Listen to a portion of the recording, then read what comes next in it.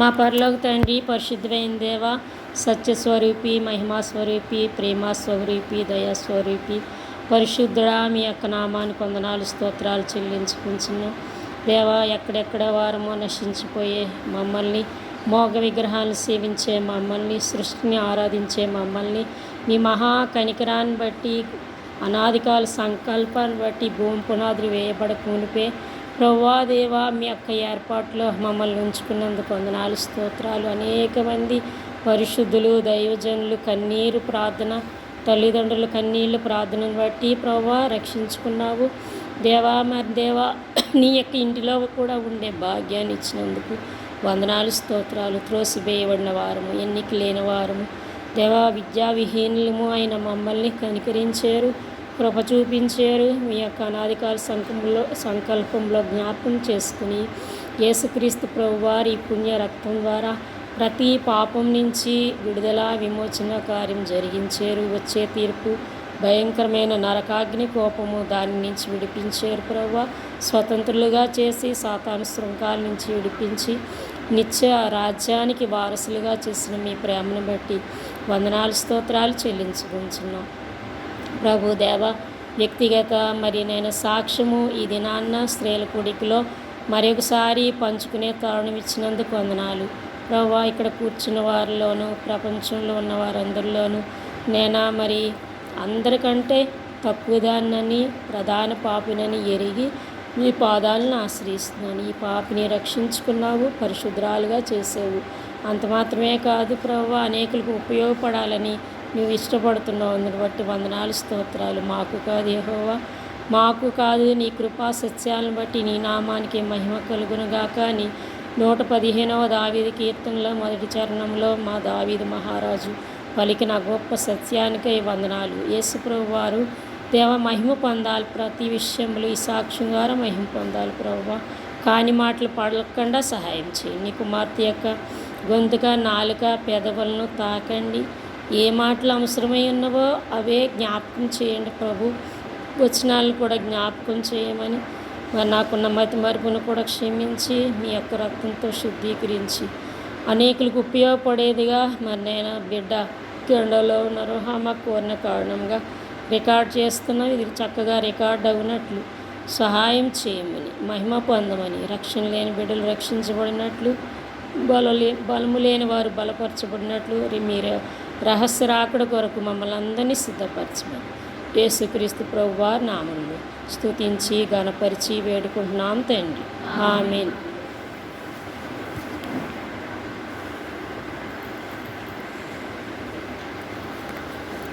నేను వేరే ప్రాంతాల్లో ఉంటే చెప్పుకోవచ్చు, అయినా మరి ఇందులో కావాలి కాబట్టి చెప్తున్నాను. నా పేరు వాణి. మరి మాది హైందవ కుటుంబానికి చెందిన వాళ్ళము. మరి మా ఇంట్లో విగ్రహారాధన బహు ఎక్కువగానే ఉండేది. మా యొక్క ఇల్లంతా పెద్ద పెద్ద ఫోటోలతో ఉండేది అన్నమాట. పెద్ద పెద్ద విగ్రహాలు పెట్టేవారు. మా నాన్నగారు ఎక్కువగా భక్తుడైన ఆయన ప్రతి మంగళవారము వెళ్ళి ఆ యొక్క గుడికి వెళ్ళి ఆ యొక్క దేవతల పేర్లు ఉచ్చరించడం ఇష్టం లేక ఉచ్చరించట్లేదు. ప్రతి మంగళవారం ఆయన వెళ్ళి అక్కడ ఆ యొక్క భజనలో పాల్గొని ఇంటికి వచ్చి అప్పుడు ఆయన భోజనం చేసేవారు. అంతవరకు తినేవారు కాదన్నమాట. మొట్టమొదటి ముద్ద ఆ యొక్క దేవుని పేరు చెప్పి ఆకు మీద పెట్టేవారు. చుట్టూ ఆ దండకం చదివేవారు, పెద్ద దండకం. ఆ దండకం అయినాక రెండో ముద్ద నేనంటే ఆయనకి బహుగా ఇష్టం కాబట్టి నాకు పెట్టేవారు. తర్వాత భోజనం చేసేవారు. అయితే మరి నా సాక్ష్యానికి ముందుగా నా తల్లిదండ్రులది చెప్తేనే మీకు అర్థమవుతుంది. ఎందుకంటే నేను అప్పటికి మరి క్రైస్తవ కుటుంబంలోకి వచ్చాను కాబట్టి. మా తల్లిదండ్రులకి నేను 5వ సంతానము. నాకు 4 అన్నలు ఉన్నారు. తర్వాత లాస్ట్గా నా కొరకే చూసారు వాళ్ళు, ఆడపిల్ల కావాలని. దేవుడు అద్భుతంగా ఆయన సేవ కొరకు నన్ను వాళ్ళకి ఇచ్చాడు. అప్పుడు వాళ్ళు హిందూగా ఉన్నారు కాబట్టి ఆ సత్యం వాళ్ళకి తెలియదు. ఎన్నో దేవతలకు మొక్కుకున్నారంట నా గురించి. అందుకే నా పేరు కూడా వాణి శ్రీ ఆదిలక్ష్మి పద్మావతి. పాత రికార్డులు అది 5th క్లాస్ వరకే ఆ నేమ్ ఉండేది, తర్వాత మారుతూ వచ్చింది. అయితే మా నాన్నగారు విలేజ్ డెవలప్మెంట్ ఆఫీసర్గా చిన్న ఉద్యోగం చేసుకుంటున్నారు. ఆ కారణంగా మాది పాలకొల్లు పట్టణము. నాన్నగారిని చిక్కాల అనే గ్రామానికి ఆయన్ని ట్రాన్స్ఫర్ చేశారు. అధికారులు అక్కడికి కాపురం పెట్టమని కోరితే మా 4గో అన్నయ్యని నన్ను తీసుకెళ్ళి ఆ చిక్కాల గ్రామం వెళ్ళడం జరిగిందన్నమాట. అక్కడ ఒక హైందవ కుటుంబము, కులం పేర్లు ఎత్తడం ఇష్టం లేదు కాబట్టి ఎత్తట్లేదు. వారు బహు నిష్ట కలిగిన వారు. ఆమె రక్షించబడింది. ఆ ఇంటిగల ఓనరు వారింట్లో అద్దెకి ఇచ్చారు. మాకు మేము ఇద్దరము అమ్మ నాన్న ఉన్నారు. వాళ్ళు హిందూ భక్తిలో ఉన్న ఆమె ఒక్కరే ఆ ఇంట్లో రక్షించబడింది. యేసుప్రభు వారి గురించి ఆమెకి చెప్తా ఉండేవారు. తన కుమారుడు మతిలేక ఇంట్లోంచి వెళ్ళిపోతే అప్పుడు ఎవరో చెప్పారంట, ప్రభు నమ్ముకోండి అమ్మా, ఆయన తిరిగి వస్తాడని. అలాగనే ఆమె విశ్వాసంతో నమ్ముకుంది. ఆ బిడ్డ తిరిగి వచ్చారు. అదే సాక్ష్యం పంచుకున్నప్పుడు అమ్మలో ఒక చిన్న బీజము పడింది. పడగానే ఆ దినం నుంచి ఏదో మరి ప్రార్థన చేసుకుందిలే, నాకైతే తెలియదు. నాకు అప్పటికి వయసు ఇంకా నన్ను స్కూల్లో వేయలేదు. 5 ఏళ్ళు పూర్తిగా నిండుతూ ఉన్నాయి. తర్వాత మా అన్నయ్యని వేసారు అక్కడ చిక్కాల్లో. అక్కడ మేము కేవలం వారం రోజులు మాత్రమే ఉన్నాం. ఈలోగా మాకు 4 తాతలు మాకు 4గో తాత ఈ లోకం వదిలిపెట్టారు. వాళ్ళంతా హైందువులుగానే ఉన్నారు. అప్పుడు ఐక్యతతో కలిసిమెలిసి బాగా ఉండేవాళ్ళు మా చిన్నతనంలో కుటుంబాలు. ఆ కారణముగా అందరం వచ్చేసాం. ఇక అమ్మ అన్నది అక్కడికి వెళ్తే అక్కడ ఉండగా నాకేం జరిగిందంటే, వెళ్ళిన 3 రోజులకో 4 రోజులకో అక్కడ చెరువు నీళ్ళు, ఇక్కడ మనకేమో పాలకొల్లు వాటర్ పూర్వం ఇంకా బాగుండేది. ఆ నీరు వల్ల, చెరువు నీరు వల్ల నాకు జాండీస్ వచ్చిన సంగతి వాళ్ళకి తెలియలేదు. చాలా పాడైపోయాను. ఉన్న కొన్ని రోజులు గడప మనుషులు పచ్చగా ఉండేవారు అంటే 4th స్టేజీకి వచ్చేసింది. ఇంకా కొన్ని రోజులుంటే చనిపోయేదాన్నేమో అక్కడ. అందుకే ఈ మరణం నా గురించే తీసుకొచ్చినట్టున్నాడు. ఆ తాత చనిపోయారు. చనిపోయినప్పుడు వెంటనే కుటుంబం అంతా వచ్చేసాము. అప్పుడు అమ్మ ఇంకా పేచీ పెట్టి, నా పిల్ల చచ్చిపోయేలా ఉంది, అక్కడ వైద్యం లేదు, ఇదేం రోగమో తెలుస్తలేదు. జ్వరం అని రోజు ఇంజక్షన్లు ఇప్పించేసేవారు. జ్వరం కూడా వచ్చేది కాబట్టి ఏమి తినేదాన్ని కాదు. మరి పుల్లలా ఉండేదాన్ని అన్నమాట. పాలిపోయాను బాగా. అప్పుడు ఇక్కడ పాలకొల్లో మా ఇంటి పక్కనే ఇంకో పెదనాన్న వాళ్ళు, అంటే ఇంకో తాత కొడుకు అన్నమాట. ఇంకా సొంతంగా ఉండేవాళ్ళు మా దినాల్లో. ఆ యొక్క పెద్దమ్మ చూసి, ఒకే ఒక కూతురు చంపేసేలా ఉన్నావు, ఈ పిల్లకి కాముర్లు వచ్చినాయి, నేను మందేస్తాను తీసుకురా అని అమ్మ ఒళ్ళో పడుకోబెట్టి ఒక ఆకు వేసేది. దాని పేరు చెప్తాను, చాలా మంచి మెడిసిన్. దాని ద్వారానే దేవుని కృప ఉంది కాబట్టి బ్రతికాను. దాని పేరు కస్సింతాకు. ఎల్లో పూలు పోస్తాయి. అప్పుడు వైద్యం చేసేవాళ్ళు చెప్పరు పని చేయదు అని. అది భయంకరమైన మంట, కారం కన్నా మంట. దాన్ని నలిపేసి డైరెక్ట్గా 2 గళ్ళు పోసేసేవారు. రోజుకి ఉదయం, మధ్యాహ్నం, సాయంత్రం. తీవ్రంగా ఉంది కాబట్టి నాకు అలా 3 దినాల్లో వేసేటప్పటికి తగ్గుతూ వచ్చింది. తర్వాత ఉదయం సాయంత్రం వేసేవారు. అలాగా 5 రోజులు వేసారు నాకు, అంతే. పచ్చి మాత్రం 6 నెలలు ఉప్పు తినద్దు అన్నారు. అందుకే నాకు ఉప్పు అంటే ఇప్పటికీ చాలా ఇష్టం. దేవులు ఉప్పు ఎక్కువ తిన్నా సైడ్ ఎఫెక్ట్ ఇవ్వకుండా దేవుడు సాయం చేస్తున్నారు. 3 నెలలు మాత్రం కఠిన పచ్చం చేయించారు. అప్పుడు చిన్నపిల్లలు కాబట్టి అలాగ మబ్బి పెట్టి చప్పడి అన్నీ పెట్టేవారు. అలాగనే నన్ను దేవుడు బ్రతికించాడు దేవుని కృపను బట్టి. అయితే అమ్మకి ఇంకా విశ్వాసం ఏమీ రాలేదు. ఈలోగా ఏం జరిగిందంటే, ఇంకా మేము ఆ ఊరు వెళ్ళలేదు. నాన్నగారు 1 నెల అద్దె కట్టి సామానం అంతా తెచ్చేసారు. అప్పుడేమో మాకు సొంత ఇల్లు, పెంకిటిల్లు ఉండింది, పితరులు ఇచ్చింది. ప్రక్కనేమో స్థలం ఉందన్నమాట. అదేమో కొబ్బరి కొట్టు ఉండేది. అదేమో ఒక దినాన్న అకస్మాత్తుగా అద్దెకిస్తారు, కాలిపోయింది.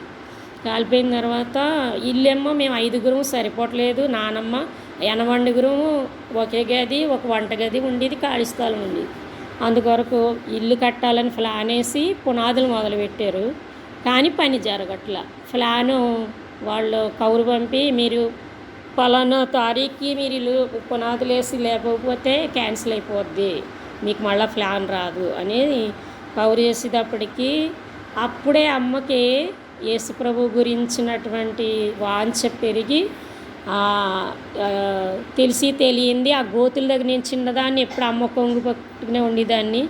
అక్కడ ఒక గోన వేసుకుని ఆ గోతుల దగ్గర ప్రార్థన చేయడం, కన్నీళ్ళతో ప్రార్థన చేయడం మొదలుపెట్టింది. యేసుప్రవ్వా, నువ్వు నిజమైన దేవుడు అయితే ఇది ప్లాను వెనక్కి పోకుండా ఈ ఇల్లు నిలబడినట్లు సహాయం చేయి ప్రభువా. అప్పుడు నేను విగ్రహారాధన అంతా మానేసి మిమ్మల్నే సేవిస్తాను, మిమ్మల్నే నమ్ముకుంటాను అని ప్రభువుకి పైకే చేస్తుంది ప్రార్థన.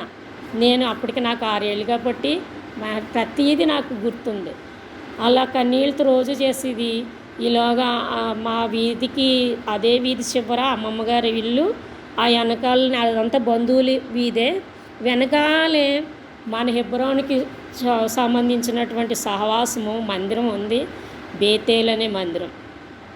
ఎప్పుడూ అడుగు పెట్టలేదు. అలాంటిది అమ్మ ఆ రోజు అక్కడ మరి జనవరి నెలలో ఏమో అక్కడ ఏం జరిగిందో వంటలు అవి చేస్తున్నారు. అప్పుడు తొంగి తొంగి చూస్తుంటే, పాపగారు మీరు తొంగి చూడడం కాదు, ఒకసారి మందిరంలోకి రండి అనేసి చెప్పారు. అమ్మని పాప అని పిలిచేవారు అన్నమాట.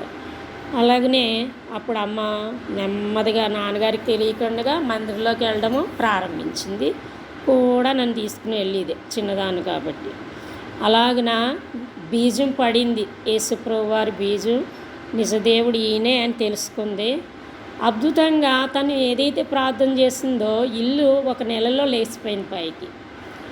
అంటే అది ఫినిషింగ్ వర్క్లు ఏమీ లేవు. ఆ దినాల్లో అడుసుతోటి మరి ఇటుకలతో కట్టేవారు, తర్వాత సిమెంట్ చేసేవారు అన్నమాట ఆ పూర్వ దినాల్లో. అలాగనే మద్రాస్ స్లాబ్ అంటారు, ఆ టైపుగా అది గానుగ సున్నంతో వేయబడింది అన్నమాట పైన స్లాబ్. అలాగున దేవుడు పని పూర్తి చేయించాడు. ఫినిషింగ్ వర్క్లు అవ్వలేదు, కానీ అమ్మ దేవునికి ఏదైతే వడంబడిందో వాగ్దానం దేవుడు వెంటనే నెల రోజులుగా ఇదొకటి అందరూ ఆశ్చర్యపోయారు. ఇంత త్వరగా ఇప్పుడైపు వెనక్కి వెళ్ళిపోద్ది అన్న ప్లాను ఇంత త్వరగా అయిపోయింది అంటే ఆ సీక్రెట్ వాళ్ళు ఎవరికీ తెలియదు, అది యేసుప్రభువే కట్టించారని. అప్పుడు అమ్మకి పూర్తి విశ్వాసం వచ్చి ఆ దినం నుంచి విగ్రహారాధన మానివేసి ఇంకా దేవుణ్ణి సేవించడం మొదలుపెట్టింది. అందులో ఇంట్లోకి వెళ్ళే సందర్భం ఖచ్చితంగా చెప్పడం మంచిది, ఎందుకంటే ఇలాంటి పరిస్థితులు అనేలకు రావచ్చు కదా, బలపడతారని. నాన్నగారేమో వ్రతం చేసి వెళ్ళాలని, అమ్మేమో లేదు యేసుప్రభు వారు ఇల్లు ఇచ్చారు కాబట్టి ప్రార్థన పోనీ వాళ్ళ సేవకులు వచ్చి ప్రార్థన చేయకపోయినా నేను చేసుకుంటాను, నేను పీటల మీద కూర్చోను అంటే కార్డులో రాసేసాము. కూర్చోకపోతే ఎవరు వస్తారో, బంధువులు ఎలేసేస్తారో అని నాన్నగారు చాలా అమ్మనేమి దగ్గర సంబంధం వల్ల ఏమి ఎక్కువ అనేవారు కాదు, కానీ దూషణ మాటలు ఏమి ఆడేవారు కాదు. కానీ అసలు ఇష్టం లేదు ఆయనకి, అప్పటికి రక్షించబడలేదు అమ్మ ఒక్కతే మొదలు. చాలా పోరాటం జరిగింది. అమ్మ ఇంక ఉపవాసాలతో ప్రార్థన చేయడం మొదలుపెట్టింది. ఆవును తెచ్చారు, తొక్కించారు, అన్నీ చేశారు. ఆ రాత్రి మా 5గురికి వాంతులు, జ్వరం, మొత్తం శవాల్లో పడిపోయాం మంచాల మీద. ఆవు ఇంట్లో కూడా ఉంది, బాగా గుర్తు. మేము లేవలేని స్థితి, కళ్ళు తిరిగిపోతున్నాయి, పడున్నమాట. అప్పుడు నాన్నగారు ఇదేంటి ఇప్పుడు వరకు ఆడుకున్న పిల్లలు ఇలా పడున్నారు అనేసి చాలా బెంబేలైపోయారు అన్నమాట. అప్పుడు అమ్మంది, ప్రభు శక్తి ఏంటనుకుంటున్నారు, ఆయన నిజమైన దేవుడు కాబట్టి నేను ప్రార్థన చేస్తాను, మీరు ఒప్పుకోండి, పీటల మీద నేను కూర్చోను, మీరు కూర్చోవద్దు, వచ్చేవాళ్ళు గిఫ్ట్లు ఇవ్వకపోతే ఇవ్వబోయారు అనేసి అనేటప్పటికి నిజమే, పిల్లల కన్నా ఇల్లు ఎక్కువ కాదు, ఆ బంధువులు ఎక్కువ కాదు, పిల్లలు చనిపోతే ఇంకేంటి, ఇంట్లోకి కూడా వెళ్ళం కదా అనేసి ఒప్పుకున్నారు. అప్పుడు అమ్మ ముసుగేసుకుని మా దగ్గరికి వచ్చి నూనె తెచ్చి ప్రార్థన చేసింది. తప్పమని లేచిపోయాం అంతే. ఒక మందు వేయలేదు, ఏమీ వేయలేదు, వ్రతము ఆగిపోయింది. అలాగ దేవుడు ఈ కుటుంబ పక్షంగా ఉండి ఇలా ఎన్నో మెరికలు చేస్తూ వచ్చారు. ఇది చాలా ముఖ్యమైనది. అప్పటికి నాన్నగారికి కొంచెం బీజం పడినా ఆయన ఇంకా 2 సంవత్సరాలు పట్టింది ప్రభువులోకి బలపడటానికి.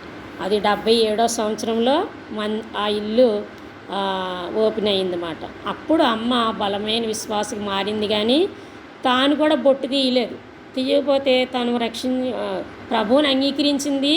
2 సంవత్సరాల వరకు బొట్టు పెట్టుకుంటూ వచ్చింది. మళ్ళా అప్పుడు ప్రభు మాట్లాడారంట, అప్పుడు తీసేసింది పూర్తిగా. తర్వాత ఒక ఫంక్షన్ వచ్చినప్పుడు మళ్ళీ పెట్టుకుంటే కన్ను ఎర్రగా అయిపోయి భయంకరమైన మంట. ఏంటి నీకు కంట్లో కుంకుడు పులుసు పడిందా అంటే మరి ఏదో పడిందేమో అందుకొని ఇంకా తను అన్యబంధువులతో సంతోషించలేకపోయిందన్నమాట. అయితే సాయంత్రం 4ంటికి ఇంటికి వచ్చేసాక అద్దం ముందు నిలబడితే అప్పుడు ప్రభువా నాకెందుకు ప్రభుతో అలా మాట్లాడేది మాట, నాకెందుకు ఈ కంటి బాధ వచ్చింది ఇప్పుడు అంటే, నా కుమారి నువ్వు ఇప్పటి వరకు నాకు సాక్షిగా ఉండి ఇప్పుడు నువ్వు అన్యజనురాలు అని చెప్పుకుంటూ బొట్టు పెట్టుకున్నావు, అందువరకు నేనే పంపాను అని. ప్రభువా నన్ను క్షమించు, నేను చనిపోయే వరకు మరలా బొట్టు పెట్టుకోను అనేసి అది తొక్కలా వచ్చేసింది. తీయగానే టిక్కుమని ఒక శబ్దం వచ్చిందంట కంట్లో. అప్పటి నుంచి ఆ బాధ లేకపోయింది, దేవుడే స్వస్థపరిచాడు. అందరూ ఆశ్చర్యపోయారన్నమాట. అలాగనే ప్రతి విషయంలో వాళ్ళు వస్తువులు తీసే విషయంలో ఏంటి, అన్ని విషయంలో కూడా మా అమ్మమ్మ ఎంతో పోరాటంగా ఉండేది. ఆమెకి చేతి మీద అంత ఇక్కడ ఇంత గెడ్డేసింది మా అమ్మనే మమ్మల్ని అందరినీ దూషించినందుకు.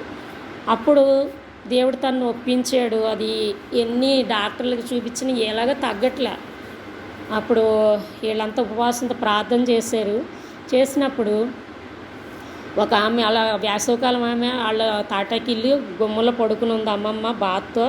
ఒక ఆమె అలా ఉదయమే అలా వెళ్తూ ఏంటమ్మా రణము అంత వేసిందని రణపారం ఆకు ఉంటుంది కదా, దాని పేరు చెప్పింది. దాని పేరు బియ్యం బస్తాకు కూడా అంటారు. అది కొద్దిగా ఆముదం రాసి వేడి చూపి ఆ కురుపు మీద రడం మీద ఎత్తే చిరిగిపోతుందమ్మా, తర్వాత మామూలుగా తగ్గిపోతుంది అనేసి చెప్పింది అన్నమాట. అప్పుడు అలాగే నిప్పుల మీద వాళ్ళు చెప్పినట్లుగా అవి సంపాదించి ఆ ఆకులు ఇంతంత ఆకులు తెచ్చి అలా వేయడం మొదలెట్టారు. రెండో రోజుకి అలా పడుకుంది. ఈ మెత్తబడి దేవుని దేవల్ల ఇక్కడి నుంచి అక్కడ కొట్టిన పంపులాగా చీమి ప్రవాహంలో వచ్చేసింది. ఆ రోజు తను ఆ ముందు రోజు అందరూ ఉపవాసంతో ప్రార్థన చేశాక దేవుడి మందు పంపాడు. అప్పుడు ఒప్పుకొని అప్పుడే తీసేసింది వస్తువులు. ఏ నోరైతే దూషించిందో ఆ నోరే ఏం చేసింది, ప్రభువా నన్ను క్షమించు అని బొట్టు విషయంలో అమ్మని చిన్నమ్మని అలాగే నిందించింది. అలాగనే తర్వాత ఈ యొక్క వస్తువుల విషయంలో కూడా భయంకరంగా దూషించింది. అప్పుడు కూడా దేవుడు సహాయం చేశాడు. ఆ రణము సంపూర్ణంగా వారానికి మానిపోయింది. అప్పుడు పూర్తిగా తను విశ్వాసం అయింది అన్నమాట. అంటే మారుమనసు పొందింది కానీ ఎప్పుడు ముళ్ళులాగా ఉండేది అమ్మకి. అలాగిన దేవుడు ఆ కుటుంబాన్ని అలా బలపరుస్తూ ఉన్నారు. మరి చిన్న వయసులోనే మా తల్లిదండ్రులు ఏంటంటే మా నాన్నగారు కూడా పూర్తిగా రక్షించబడ్డాక మరి అన్నీ చెప్తే మనకు నాది అసలు సమయం సరిపోదు కాబట్టి కట్ చేస్తున్నాను. మరి నాన్నగారు కూడా దేవుని దేవాలు రక్షించబడ్డారు. లూథరన్ సంఘానికి వెళ్దామనేవారు. అమ్మ ఒప్పుకోలేదు. చేపల మీద అప్పుడు ఈ చేపలు కాదు, తాటాకు చేపలు, ఈతమట్ల చేపలు చాలా గుచ్చుకుంటాయి, నేను లూథరన్ చర్చికి వెళ్తాను, నేను ఇక్కడికి రాను అనేవారు. అమ్మ అంది లేదు అక్కడేం బాగోదు, ఒక గంట తూతు మంత్రంగా ఉంటుంది, ఇక్కడ పరలోకంలో ఉంటుంది, ఇక్కడికే వెళ్ళాలి అనేసి అంటే అప్పుడు దేవుని కృప. అమ్మ ప్రార్థనే, అమ్మ ఎలా ప్రార్థన చేసేదంటే నేను ఎప్పుడు తన పక్కనే పడుకునేదాన్ని కాబట్టి ప్రతీదీ నాకు అనుభవంగా తెలుసును. నాన్నగారు పక్కన వేరే మంచం వేసుకునేవారు. అప్పుడు ఒకే రూమ్ కాబట్టి అది 2 పోర్షన్ ఇల్లే కానీ ఒక రూమ్లో పడుకునేవాళ్ళం. మా తల్లి అన్నయ్యలు పడుకునేవారు పక్క రూముల్లో. ఆ పెద్ద మంచం మీద నేను అమ్మ అప్పుడు పందిరి మంచం తెలుసు కదా, ఏమంటారు దోమతెర, ఆ మంచం ఉండేది. అది వేసేసుకుని నాన్నగారికి అప్పుడప్పుడే కాబట్టి ఆయనకి భయపడి ఏమో తెల్లవారుజాను ఎప్పుడు మెలకు వస్తే అప్పుడు ఇంకా నేను తడిసిపోయేది అనమాట. అంతే ఏడ్చేది దేవుని దగ్గర. అప్పుడు ఏంటి నేను ఉలుక్కుబడి లేచి అమ్మ ఎందుకు ఏడుస్తున్నామంటే అమ్మ నేను దేవునితో మాట్లాడుతున్నాను, నువ్వు పడుకో అమ్మ అనేది. దేవునితో మాట్లాడడం ఏంటి అనుకునేదాన్ని నేను. అలాగన దేవుడు తన కన్నీళ్ళు ప్రార్థన బట్టి ఫస్ట్ నాన్నగారు, తర్వాత పెద్ద అన్నయ్య, 2వ అన్నయ్య, 3వ అన్నయ్య రక్షించబడ్డారు. ఇంక 4వ అన్నయ్య నేను ఉండిపోయాను. మా కుటుంబ ప్రార్థనలోనే మాకు మా అమ్మ నాన్నగారే టీచర్లు మాకు బలంగా చెప్తూ ఉండేవారు. నరకం గురించి ఎక్కువ చెప్తూ ఉండేవారు. భక్తికి బాగానే ఉండేవాళ్ళం, మందిరానికి చక్కగా వెళ్ళిపోయేవాళ్ళం, అన్నీ బాగుండి వ్యక్తిగతంగా రక్షణ అనుభవం లేదు మా ఇద్దరికి. మా నాన్నమ్మ కూడా రక్షించబడింది దేవుని మహాకృపను బట్టి. అప్పటిగా వయసు సుమారుగా 80 ఏళ్ళు ఉండవచ్చు. ఆ వృద్ధురాల్ని మా దగ్గరే మేమే చూసుకుంటూ ఉండేవాళ్ళం. మరి మమ్మల్ని కూడా చాలా ప్రేమించేది మా నాన్నమ్మ. మా నాన్నమ్మకి మా నాన్నగారికి నేనంటే బహుగా ఇష్టం. నాకు 6 ఏళ్ళు వచ్చే వరకు మా నాన్నమ్మ చేతి ముద్దలతో తినిపిస్తానే ఉండేది. అంత గారం మాట నేనంటే మా నాన్నమ్మకి. సరే మరి ఆమె కూడా రక్షించబడింది. నా తల్లి చెప్తూ ఉండేది, మేమంతా ప్రభు ఇప్పుడు వచ్చేస్తున్నారు, వెళ్ళిపోతాం, నీ గతి ఏంటి, చంటన్నయ్య గతి ఏంటి అనేసి అడిగేది. మరి నరకం అప్పుడు కట్టెలు పొయ్యి కాబట్టి, అంటే పుల్లల పొయ్యి కాబట్టి అది చూపించి, ఒక్క నిప్పు అంటుకుంటే మనకే అది చాలా రోజుల వరకు తగ్గదు కదమ్మా, ఎంత బాధ, నరకము యుగ యుగాలు కాలడమే. నువ్వు గనక ప్రభువుకి నీ హృదయం ఇవ్వకపోతే ఇప్పుడు నన్ను వదిలిన ఒక్క నిమిషం ఉండవు, బాత్రూమ్కి వెళ్తే బాత్రూమ్కి వచ్చేస్తావు, ఎక్కడికి వెళ్తే అమ్మమ్మ ఇంటికి, ఎక్కడికైనా వీధిలోకి బంధువులుండి ఎక్కడికి కూడా వచ్చేస్తావు కదా. మరి అలాంటిది పరలోకం నేను వెళ్ళిపోతాను, పూర్తి ఎడబాటు వచ్చేస్తుంది, నువ్వు నరకంలో ఉంటావు, మేము పరలోకం నుంచి నేను చూడగలం, అప్పుడు నువ్వు కూడా చూస్తావు కానీ రావడానికి ఉండదు. మరి ఇది పరిస్థితి. అంతేకాదు అక్కడ భయంకరమైన దాహం, భయంకరంగా కాలుతూ ఉంటుంది, అక్కడ చావు ఉండదమ్మా అని చెప్పింది. అయ్యి బాబోయ్, నిప్పు బాధే భరించలేం కదా, నరకం ఎలా భరించగలం? కాబట్టి అమ్మ ఉండే స్థలంలో, నాన్నగారు ఉండే స్థలంలో నేను ఉండాలి. ముగ్గురు అన్నయ్యలో రక్షించబడ్డారు, నాన్నమ్మ రక్షించబడింది, తాతగారేమో మేము ఇంకా పుట్టకముందే ఆయన అన్యుడుగానే ఉండి చనిపోయారు. కాబట్టి ఆయన కూడా నరకమే. బాబు తాత ఉండే స్థలంలోకి నేను వెళ్ళకూడదు, నానమ్మ నా తల్లిదండ్రులు ఉండే స్థలానికే వెళ్ళాలి, అది ఎంతో మహిమతో ఉంటుందంట, అక్కడ ఏమీ ఆకలి ఉండదంట, రోగాలు ఉండవంట అని. తర్వాత ఇంకో విషయం చెప్పడం మర్చిపోయాను, నాకు చిన్న పుట్టికాడి నుంచి కూడా బాగా ఆఖరణకి నాకు 1 సంవత్సరమే గ్యాప్ వలన చాలా వీక్గా ఉండేది అన్నమాట. అస్తమాన జ్వరం వచ్చేసింది రోజు ఇంచుమించు. అందుకే నన్ను స్కూల్లో బాగా వయసు అంటే 6 ఏళ్ళకి వేసారు కానీ అస్తమానం అనిపించేసేవారు ఈ యొక్క జ్వరం కారణంగా. అందుకే చదువులో చాలా వెనుకబడే ఉండేదాన్ని. అలాగని ఆడపిల్లకి చదువు లేకపోయినా పర్వాలేదులే, అసలు ఆడపిల్ల జీవించి ఉంటే చాలు, అది బ్రతికితే చాలు అనుకునేవారు అన్నమాట. అస్తమాన ఇంజెక్షన్లే, బాడీకి అస్తమాన జ్వరమే. అదేదో ఒక తీసుకుపోయేదాన్నంట. వాళ్ళు అన్నారు వెన్ను ముదిరేకే ఈ రోగం ఏమికి తగ్గుతుంది అని. చిన్నప్పుడు చాలా ఇలాగ పరిస్థితుల వల్ల నేను చాలా తిక్కగా ఉండేదన్నమాట, చాలా పేచీలు పెట్టేసేదాన్ని, మారు మనసు 100 వరకు పేచీలు బాగా పెట్టేదాన్ని. మరి దేవుని సాక్ష్యంగా చెప్తాను, ఎంత కోపం అంటే నాన్నగారికి కోపం ఎక్కువే, అమ్మకేమీ అంత కోపం ఉండేది కాదు, ఆయనకి బాగా కోపం. కానీ ఆయన పాల పొంగుల మీద నీళ్ళు ఎత్తే మళ్ళీ ఎలా దిగిపోద్దో మళ్ళీ వెంటనే అంతగా చల్లారిపోయేవారు అన్నమాట. ఎంత కోపమో అంతగా చల్లారిపోయేవారు. ఒకరోజు బాగా అప్పుడు నాకు 10 ఏళ్ళ వయసు అనుకుంటా, నేను అడిగింది వాళ్ళు ఇవ్వలే, ఏదో ఒకటి ఇంట్లో గుర్తు రావట్లేదు. అయితే అట్ల పొల్ల మా అమ్మ అతికించుకుని చాలా కాలం ఉంచుకుంది, అది దాన్ని ఇలా ఇసిరేసాను, అది స్టీల్దైనా 2-3 ముక్కలు అయిపోయింది. అంత కోపం వచ్చేసింది నాకు, ఇది ఎందుకో గుర్తు రావట్లా, అలాంటి తిక్కదా అనమాట. అప్పుడు నా తల్లి నా గురించి చాలా కన్నీటితో ప్రార్థన చేసేది. తర్వాత సేవకులు చేసేవారు. దేవుని మహాకృపను బట్టి షార్ట్గా చెప్పేస్తున్నాను, టైం ఎక్కువ లేదు. దేవుని మహాకృపను బట్టి 1984 సంవత్సరము ఫిబ్రవరి 29వ తారీఖున ప్రభువారు ఈ యొక్క దీనురాల్ని దర్శించారు. వెంటనే నాకు అప్పటికి 14 సంవత్సరాల వయసు. ఆ వయసులో చిన్న వయసులోనే మరి చిన్నతనంలోనే చెడిపోయిన నా హృదయాన్ని బహుభయంకరమైన పాపినైన నన్ను కరుణించాడు. నా తల్లి ప్రార్థన మెయిన్, సేవకులు కూడా ప్రార్థించారు. ఆ దినాల్లో నెహెమ్యా అంకుల్ సేవకులుగా ఉండేవారు అన్నమాట. ఆయనకు మందిరంలో పనులు చేసేవాళ్ళం కానీ రక్షణ అనుభవం లేదు అంతవరకు. 84లో రక్షణ కార్యం జరిగింది. దాని ముందుగా 83లో అఖిల భారత కాన్వకేషన్ జరిగినప్పుడు హెబ్రోన్కి నా తల్లిదండ్రులు వారితో పాటు నన్ను కూడా తీసుకుని వెళ్ళారు. వస్తాను నేను కూడా అని అడిగాను. వాళ్ళు అప్పుడు నేను 7th క్లాసు చదువుతున్న దినాలన్నమాట. అప్పుడు తీసుకుని వెళ్ళారు. అంతే అక్కడ నేను చెయ్యెత్తాను. ఆ ఫలితంగా 83 నవంబర్లో జరిగినాయి. 84వ సంవత్సరము ఫిబ్రవరి 29 అది లీప్ సంవత్సరం. అది 4 ఏళ్ళకి ఒకసారి ఆ డేట్ వస్తుంది. అదేనో మాకు స్కూల్కి సెలవు ఇచ్చారు. ఆ కారణంగా ఇంట్లో ఉన్నాము. సేవకులు నన్ను మరి మా యొక్క మేనమామ 2వ కుమార్తె సుశీల తన్ని ఇద్దరిని పిలిచారు. అప్పుడు ఆయన ముందు నన్నే కార్డు చూపించి అమ్మని విబ్రోలో చెయ్యెత్తే, ఎందుకంటే చెప్పాను నరకం ఉంది, నేను నరకానికి వెళ్ళకూడదు, పరలోకానికి వెళ్ళాలి, యేసుప్రభు నా కొరకు బలి అయిపోయారు. ఆయన ఇంకా ఎన్నో వాక్యాలు విడమర్చి చెప్పారు. యెషయా గ్రంథము మొట్టమొదటి యోహాను 1:9 చదువుతాను. నేనే టైం ఎక్కువ సరిపోతున్నాను. మన పాపములను మనం ఒప్పుకుని ఎడల ఆయన నమ్మదగిన వాడును నీతిమంతుడును గనుక ఆయన మన పాపము క్షమించి సమస్త దుర్నీతి నుండి మనల్ని పవిత్రులుగా చేయును అన్న వాక్యం అదివరకే నాకు అక్కడ 83లో హెబ్రోన్లో తీర్మానం చేసుకున్నాను.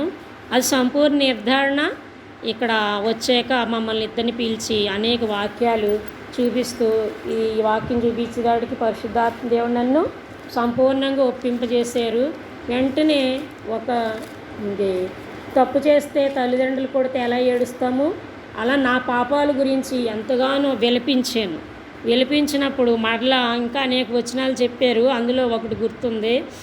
యెషయా గ్రంథము 44వ అధ్యాయము 22వ వచనము చదువుతున్నాను. మంచు విడిపోనట్లుగా నేను నీ అతిక్రమములను మబ్బు తొలగినట్లుగా నీ పాపములను తుడిచివేసి ఉన్నాను.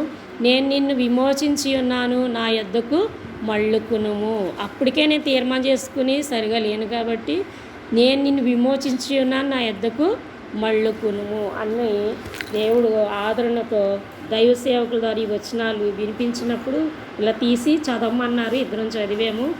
అప్పుడు ఎంత సంతోషం వచ్చిందంటే చెప్పనాసక్తి మహిమాయుక్తమైన సంతోషము వచ్చింది. నా పాపపు మూటంతా బరువంతా పెద్ద రాయి దొర్లి సముద్రపు అగాధములో పడవేసిన అనుభవం నా జీవితంలోకి వచ్చింది. ఎంతో సంతోషం వచ్చిందన్నమాట. ఇంకా తర్వాత దైవ సేవకులు చెప్పారు, ఇంటికి వెళ్ళిన తర్వాత ఎక్కువ గంటలు ప్రార్థన చేసుకోండి అమ్మా, ఇంకా దేవుడు నూతన పరుస్తారు.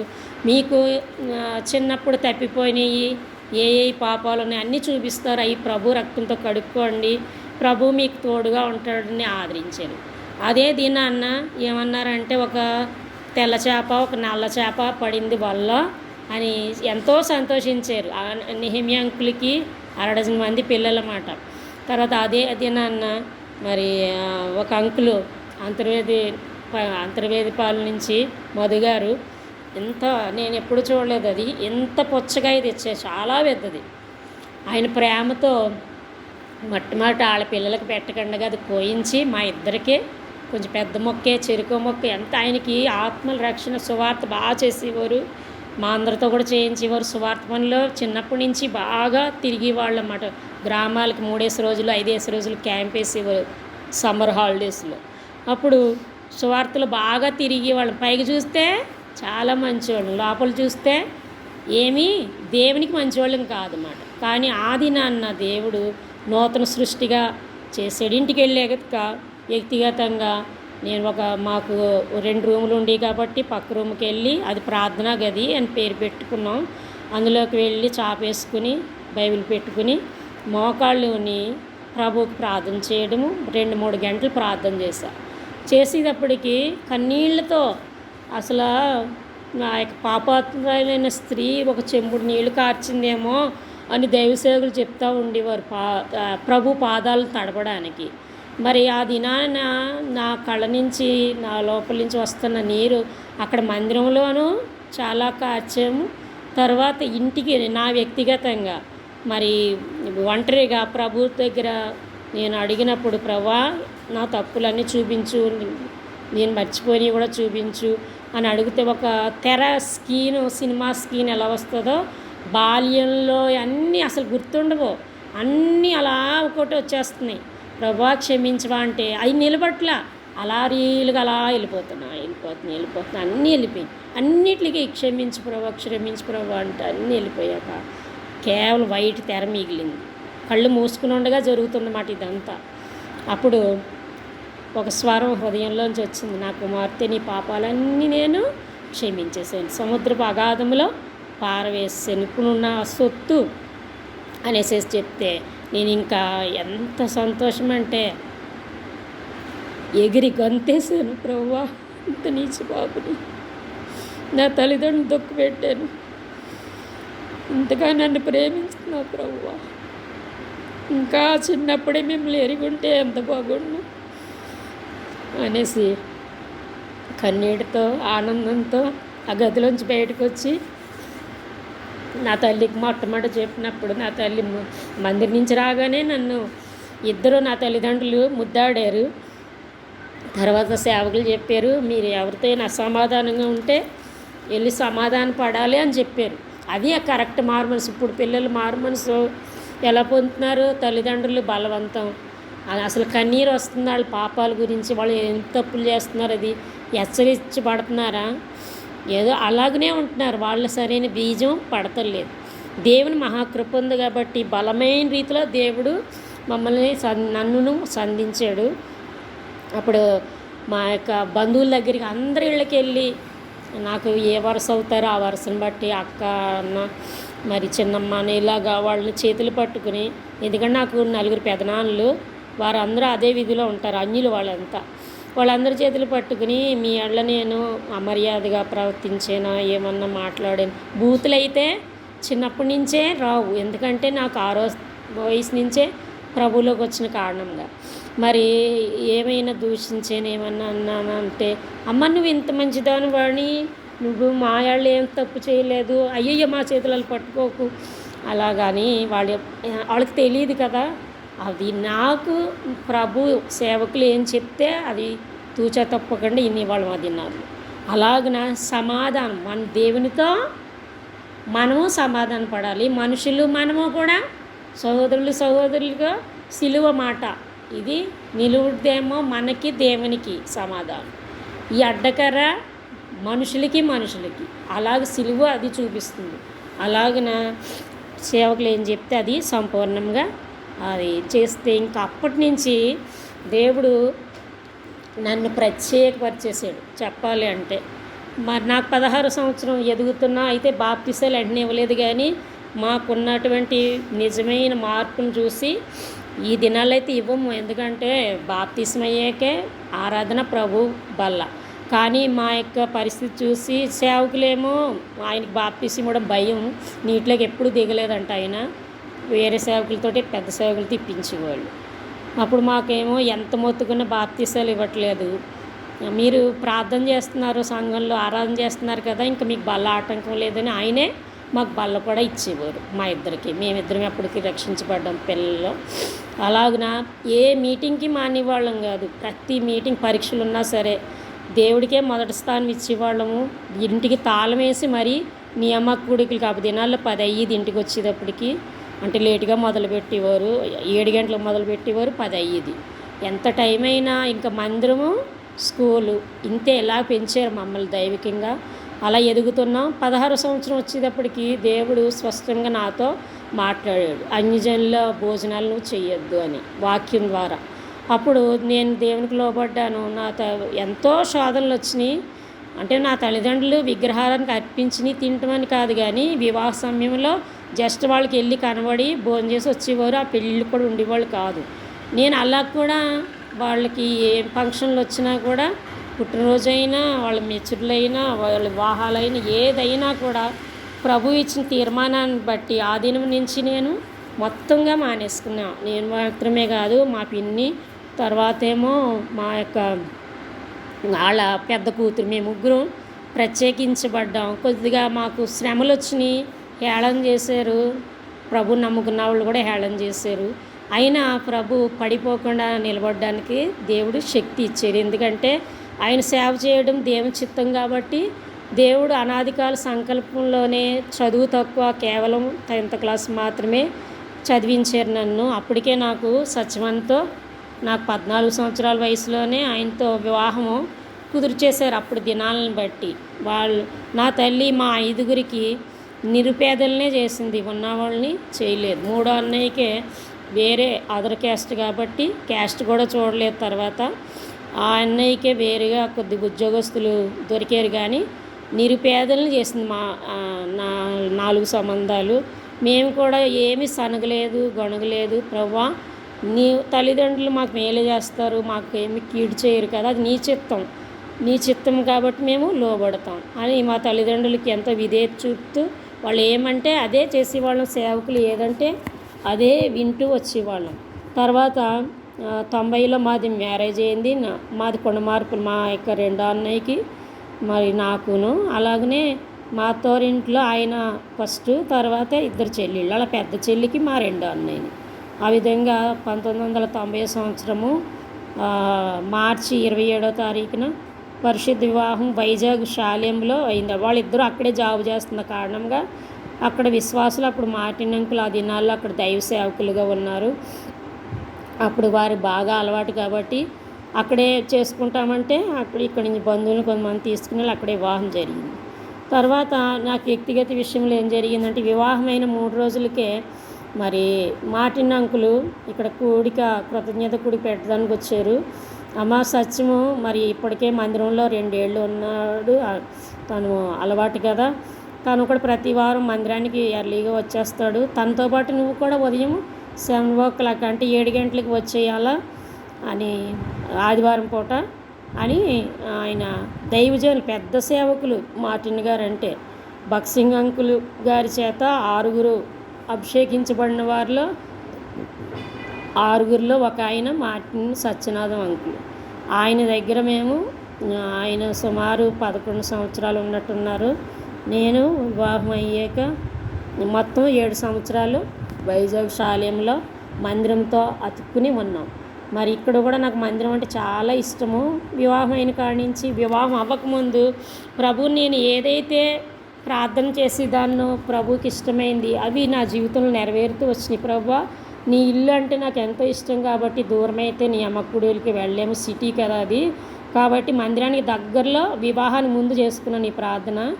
మరి దగ్గరలో ఇల్లు కావాలి ప్రభువా అంటే అలాగున్నే 10 నిమిషాల్లో నడిచే అంత దగ్గరలో ఒక మరలా హిందువులు అయితే ముగ్గులేయమంటారు కదా ప్రభువా, ఇబ్బందులు పెడతారు, కానీ క్రైస్తవులు ఇల్లు దయచేయి అని అడిగాను. అలాగనే సాయం చేస్తారు. మరి వివాహ విషయంలో మార్టిన్ గారు కొన్ని పెళ్ళిళ్ళు క్యాన్సిల్ చేస్తారంట. ఆ విషయంలో కూడా మరి నీ యొక్క వాక్యం నాకు దయచేయి, ఇది పెద్దలు కుదిర్చారు కదా చిన్నతనంలో, నాకు వాక్యం దయచేయమంటే అది దినవృత్తాంతాల్లోనూ ఉంది, యెషయా గ్రంథంలో ఉంది, రాజుల గ్రంథంలో ఉంటుంది, 3 భాగాల్లో ఉంటుంది అనుకుంటా. యోధాలో శేషించిన వారు క్రిందికి ఏరుతన్ని మీదికి ఎదిగి ఫలిస్తారని నా వివాహ వాగ్దానం ఇచ్చాడు. అయితే ఈయన్ని చేసుకోవడం దేవుని చిత్తం అని అప్పుడు సంపూర్ణంగా పెద్దోళ్ళు కుదిర్చిన అప్పుడు సంపూర్ణంగా లోబడ్డాను. అదే వచ్చిన అంకులకు కూడా చెప్తే సంతోషించారు. అలాగే నా చిన్నతనం నుంచి దేవుని చిత్తం ఎరగడం నేర్పించాడు దేవుడు నాకు. ఎందుకంటే నా తల్లిదండ్రులు ఎక్కువగా దేవుని చిత్తం చేసేవారు. వాళ్ళు కూడా అసలు దేవుని చిత్తం కాకుండా బయటికి వెళ్ళేవారు కాదు. ప్రతిదీ ప్రార్థనే. ఇంట్లోంచి బయటికి వెళ్తే ప్రార్థన, మళ్ళీ లోపలికి వస్తే ప్రార్థన, మోకాళ్ళి ముసుకేసుకోకపోతే ఊరుకునేది కాదు మా అమ్మ. మోకరు వెళ్ళకపోతే ఒక మొట్టుగా వేసేది అంతే, మోకరిల్లు ఎంత గర్వం ఏంటి నీకు అనేది. కనుక అలాగ మమ్మల్ని మరి ఎంతో దైవికమైన క్రమశిక్షణలో పెంచారు దైవ సేవకులు. మా నెహెమియా అంకులు సొంత అన్న సైకిల్ కూడా ఎక్కనిచ్చేవాళ్ళు కాదు. మరి ఇప్పుడు దినాలు మారిపోయినాయి. అంత క్రమశిక్షణలో దేవుడు నన్ను పెంచుతూ వచ్చాడు. వివాహం అయిన కాడి నుంచి ఇంకా మాట ఇచ్చాను కదా, అక్కడికి 10 రోజుల తర్వాతే మమ్మల్ని తీసుకెళ్ళిపోయారు కాపురాలకి. మొదట ఆదివారం వద్దన్నారు, భోజనాలు కూడా పెట్టారు. రెండో ఆదివారం వచ్చింది, అప్పటి నుంచి ఉదయం 7 గంటలకే ఇంటి దగ్గర కొంచెం కాఫీయో టీయో తాగేసి అప్పుడు మందిరానికి వెళ్ళిపోయేవారు. వెళ్తే నైట్ 9 అయ్యేది. ఇలాగ మేము ఆ సేవకి వెళ్ళే వరకు కూడా ఇదే సేమ్. ఇంకా ఆ రోజు మందిరంలో సాంబార్ భోజనం తినేవాళ్ళం, ఇంటికి వచ్చాక ఆవకాయ పచ్చడి మజ్జిగన్నం తినేవాళ్ళం, పెరుగన్నం. ఎందుకంటే వండుకోవడానికి టైం ఉండేది కాదు, అలసిపోయేవాళ్ళం కాబట్టి. మరి ఈ సేవకులైతే మరి అదే బ్రదర్స్ అక్కడ టైము ఎలాగంటే ఉదయం 11:30 ఆరాధన మొదలు 5 గంటలకు అయ్యేది. అయిపోయాక ఈ సువార్త టీము ఒక 25-30 మంది యవనస్తులు బ్రదర్స్ ఉండేవాళ్ళు. వాళ్ళకి మాతోటి కిచిడి చేయించేవారు అన్నమాట, చట్నీ కూడా చేయించేవారు. వారికి మాత్రమే మేము ఇలా సహాయంగా ఉన్న మాకు ఆ బ్రదర్స్కి మాత్రమే ఆ యొక్క కిచిడి పెట్టేవారు కొద్దిగా. అది తినేసి వాళ్ళు నడుచుకుంటా ఎన్నో కిలోమీటర్లు నడుచుకుంటా సువార్తలు అందించి రాత్రి 9ంటికి వచ్చాక అప్పుడు ఇద్దరం కలిసి ఇంటికి వెళ్ళేవాళ్ళు. ఇలా ప్రతి సండే నాకు పుట్టిల్లు మర్చిపోయాను, పాలకొల్లు రావాలన్నది కూడా మర్చిపోయాను. నాకు ఇంకా అక్కడ పెద్ద సేవకులు కదా, వాళ్ళు నాకు తల్లిదండ్రులు లేని లోటు తీర్చుతూ వచ్చేవాళ్ళు. ఇంకా ఆత్మీయ సంగతులే కానీ నాకు ఈ లోక సంగతి తల్లిదండ్రులతో గడపాలి ఉత్తరాలు రాసుకుంటూ ఉండేదాన్ని. కానీ మరి నేను సంవత్సరానికి ఒక్కసారి ఆయనకి వారు ప్రైవేట్ ఉద్యోగం కారణంగా ఆయన నన్ను పంపేవారు కాదు. వచ్చి 4 రోజులు సెలవు పెట్టేవారు. ఇద్దరం వచ్చేవాళ్ళం, ఇద్దరం వెళ్ళిపోయేవాళ్ళం. ఉత్తరాలే కనీసం ఒక్క జనవరికి కూడా, ఒకే కూతురునైనా ఒక్క జనవరికి కూడా మేము రాలేదు ఇక్కడికి అసలు. ఎందుకంటే షాలేములో 31st నైట్ చాలా బాగుండేది, పరలోకమే దిగి వచ్చినట్టుగా ఉండేది. అందుకొరకు మరి మేము ఇక్కడికి మా అమ్మ ఎంత మొత్తుకున్నా ఇంకా రావడానికి ఇష్టపడే వాళ్ళం కాదు, అక్కడనే ఉండేవాళ్ళు. ఉత్తి రోజుల్లో ఎప్పుడైనా సంవత్సరానికి ఒకసారి, లేకపోతే అన్నయ్యాళ్ళకి వివాహాలు అయినప్పుడు అలాగనే వచ్చేవాళ్ళము. అప్పుడు మాత్రమే కొద్దిగా 15 రోజులు అలా ఉంచేవాళ్ళము. అలాగ నాకు షాలేము అసలు పుట్టిల్లు, రెండో పుట్టిల్లు పాలకొల్లు. దేవుని మహాకృపను బట్టి 1997 సంవత్సరంలో మేము ఆదివారము 12వ తారీఖున ఆదివారం అది మందిరంలో ఉన్నాము. ఉంటే అది నన్ను లవ్ ఫీస్ట్ పెట్టారు. అక్కడ సడన్గా పెట్టేసేవారు అన్నమాట. ఎవరికీ తెలియదు, వంటలు వండేవారు మాత్రమే తెలుసు. అందరూ వండండి అని దైవ సేవకులు చెప్పేవారు. భోజనాలు చేసి అందరూ వెళ్ళాక ఎన్ని శుభ్రాలు చేసుకుని మేము 8 అయ్యేది అప్పుడు. అలాగా సువార్తలు ఉండేది కదా ఆ దినాల్లో, అప్పుడు ఆ మీటింగ్ ఉన్నప్పుడు. అప్పుడు ఏం జరిగిందంటే ఆ రాత్రి ఆయన వేరే పొరుగు గ్రామం వెళ్ళారేమో తెలియదు పరిచర్యకి. మొత్తం మీద 8 గంటలకి ఇంటికి వెళ్ళడానికి బండి తీశారు. టీవీఎస్ బండి ఉండేది. ఉద్యోగం డ్యూటీలు ఇచ్చారన్నమాట అది ఆఫీస్ వాళ్ళు. మేమేమో 6లోలో ఉండేవాళ్ళం. అప్పుడు మా రూతాంటీ మరి చినుకులు పడుతున్నాయి కదమ్మా, ఈ రాత్రి ఉండి అక్కడ దైవసేవకురాల పేరు రూతు మార్టిన్ ఆంటీ గారు అన్నారు, ఉండిపోండి అమ్మా అని. సత్యం ఉండిపో, రేపేమో ఉద్యోగం డ్యూటీకి వెళ్ళిపోదు కానీ. వాణి ఏమో అక్కడ అది ఏ ప్రాంతమో ఒక సిస్టరాల్లో ఇది కృతజ్ఞత గుడికి పెట్టుకుంటున్నారు, జ్ఞానం ఆంటీతో తను దిగాను అక్కడ అని చెప్తే, దైవ సేవకుల మాట వినేవాళ్ళని చెప్పాను కదా ఇంతకుముందే. సరే ఎక్కడ పడుకోమంటే గోల్డ్ రూమ్లోనే ఎక్కడ పడుకోమంటే అక్కడ కూడా మేము హెబ్రోన్ అనే రూమ్లో పడుకున్నాం. చాలా రూములు ఉండి అది బంగ్లా పెయింట్లతో వేయబడిన ఇల్లు. పడుకున్నాం ఆ రాత్రి. ఉదయం మార్చి 13వ తారీఖు ఆ దినాన్న పుట్టినరోజు దినమాట. నేను స్నానం చేసి ఇంకా బట్టలు తెచ్చుకోలేదు కదా, మామూలుగా కట్టుబట్టలతో వెళ్ళి మందిరానికి మార్చుకునేదాన్ని. మళ్ళీ అయ్యే కట్టుకున్నాం, మా ఆదివారం బట్టలే. స్నానం చేసాము ఇద్దరము. వాళ్ళు రాత్రి మిగిలిన ఏ ఉంటాయి పెట్టే టిఫిన్ తినేసాము. తర్వాత వంటగదిలో సాయం కూడా చేశాను. ఆయన నన్ను దింపేయడానికి సిద్ధపడుతున్నారు. ఈలోగా మాటినంగులు చెప్దామని వెళ్ళారు. ఆయన టిఫిన్ తినేశారు. తినేసాక సచిన్ డ్యూటీకి వెళ్ళిపోతున్నావా అని ప్రశ్నార్థకంగా అలాగా ఆగిపోయారంట ఒక నిమిషం. ఆయన ఇంకా లాస్ట్ది ముద్ద ఉందన్నమాట టిఫిన్. ఆయనేమో ఇంకా అలా ఉండిపోయి లోపల పరిశుద్ధాత్మ దేవుడు చెప్పు అనేసి బోధిస్తున్నాడు అన్నమాట. అప్పటికే ఆయనకి 7 సంవత్సరాల నుంచి సేవా పిలుపు ఉంది. ఇక్కడికి మాకు పెళ్ళికి ముందు జనవరిలో బట్టలు కొనడానికి వచ్చారు.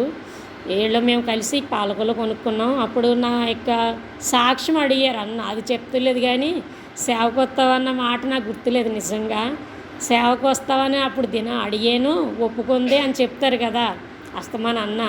కానీ నా వ్యక్తిగత సాక్ష్యం అడిగితే భయపడతా 10 నిమిషాలు 15 నిమిషాలు క్లుప్తంగా చెప్పేసాను. ఇంత పెద్దగా చెప్పలేదు, దానికి టైం ఉండదు కదా. అలాగన ఇది అయితే ఇప్పుడు సడన్గా మార్టిన్ అంకుల్ ఆయనతోటి ఇలా అప్పటికి 7 సంవత్సరాల నుంచి తన సేవ పిలుపు ఉన్నప్పుడు ఎప్పుడూ నాకు కుటుంబ ప్రార్థనలో చేయలేదు, ఎప్పుడు కూడా నాతో పంచుకోలేదు. ఆయన సడన్గా మార్టిన్ అంకుల్తో అక్కడ మాటలు అయిపోయినాయి. ఆయన ఇంకా హృదయం బద్దలైపోయింది మాట చెప్పేసారు. అంకులు ఎప్పటి నుంచో 7 ఏళ్ళ నుంచి ప్రభు నన్ను సంపూర్ణ సేవ పిలుస్తున్నారు, కానీ మా కుటుంబం అంతంత మాత్రమే నా మీద ఆధారపడి ఉన్నారు కదా. మా ఇద్దరు పెళ్ళిళ్ళ గురించి ఇంకా వాళ్ళేమో తల్లిదండ్రులని చూసుకోవాలి కదా, నేను ఈ బాధ్యతల గురించి నేను ముందుకు రాలేదు అంకుల్ అంటే, ఆల్ రైట్ ఇప్పుడు నువ్వు వెళ్ళి రాజీనామా చేసి అన్నారు. అంతే. ఏంటి అసలు ఎవరిని ఒప్పుకోరైనా దేవుడు ముందే ఆయన చెప్పారండి, యవనస్తుడు సేవకు వస్తాడని. దేవుని చిత్తం అంటే అలా ఉంటుంది, అర్థమవుతుందా? అప్పుడు చెప్పేటప్పటికి వెంటనే అప్పటి వరకు నాతో అసలు పంచుకోలేదు. వెంటనే వచ్చి మరి వాణి అంకుల్ పిలుస్తున్నారంటే అప్పుడు కూడా చెప్పట్లే. ఎంత గుట్టు మనిషో కదా సత్యవన్న, సంఘాన్ని చెప్పాకే మూడో వంతు మూడో స్థానం నాది. అయినా నేనేం చింతపడను, దేవునిదే మొదటి స్థానం. కనుక అప్పుడేమో వెంటనే నన్ను పిలిచారు. పిలవగానే సంతోషంతో ఉన్నాను. ఎందుకు, నా బర్త్డే కదా, ఇన్నాళ్ళకి నాకు తరుణి వచ్చింది, అంకుల్తో ప్రార్థన చేయిస్తారు అన్న హృదయ సంతోషంగా వెళ్ళాను. వెళ్తే ఎప్పుడు నవ్వుతానే వెళ్ళేదాన్ని అంకుల్ దగ్గరికి. ప్రైజ్ లార్డ్ అంకుల్ అని చెప్తే ఆవిడ మోకరిల్మన్నారు. మోకరిల్తే సేవ గురించి ప్రార్థన చేస్తున్నారు. గుండెలో రాయి అడిగారు ముందు, మరి సత్యాన్ని దేవుడు సేవకు పిలుస్తున్నారు, నీకు ఇష్టమేనా అని అడిగారు. నేను లోపల ఒకటి బయట ఒకటి ఎప్పుడు నాకు అలవాట్లేదు. అంకుల్, నాకు సేవ అంటే చాలా ఇష్టం కానీ నాకు పిలుపు లేదు అనేసి చెప్పాను. అమ్మా, అబ్రాహాంని దేవుడు పిలిచాడు కానీ శారా రా అని పిలవలా, భర్తకి లోబడి వెనకాల లోబడి వెళ్ళింది, దేవుడు ఆశీర్వదించలేదా, అలాగే మిమ్మల్ని కూడా ఆశీర్వదిస్తాడు. సత్యానికి ఎప్పటి నుంచో పిలుస్తున్నాడు దేవుడు, కనుక వచ్చేయండి అంటే ఇలాగ పెట్టి అంకుల్ ఓకే అన్నారు. ఆయన ఇంగ్లీష్లో మాట్లాడతారు, తెలుగులో మాతో మామూలుగా మాట్లాడేవారు. అప్పుడు వెంటనే ప్రార్థన చేశారు. నన్నేమో ఇంకా దింపేశారు. ఎక్కడికి అక్కడ ప్రోగ్రాం ఉంది కదా, వంటల ప్రోగ్రాం, జ్ఞానమాంటికి నన్ను సాయం ఇచ్చేవారన్నమాట వంటల కోసం. అప్పుడు అక్కడ దింపేస్తే ఆయన డ్యూటీకి వెళ్ళిపోయారు. ఎక్కడికి, దేనికి, ఉద్యోగం చేయడానికి కాదు, రాజీనామా ఇవ్వడానికి ఇచ్చేసారు. ఆ సాయంత్రము పెద్దలతో మాట్లాడి ఈ యవనస్తుడు అప్పుడు తెలిసిందన్నమాట, ఈ యవనస్తుడి గురించి మరి దేవుడు నాతో మాట్లాడాడని పెద్దలతో పంచుకున్నారు. అలాగ మేము సేవకు రావడము జరిగింది. తర్వాత అక్కడి నుంచి మేము 2 ఏళ్ళు ఒక ట్రైనింగ్లో ఉన్నాము. ఏంటి మీరు ఎందుకు వెనక చూస్తున్నారు?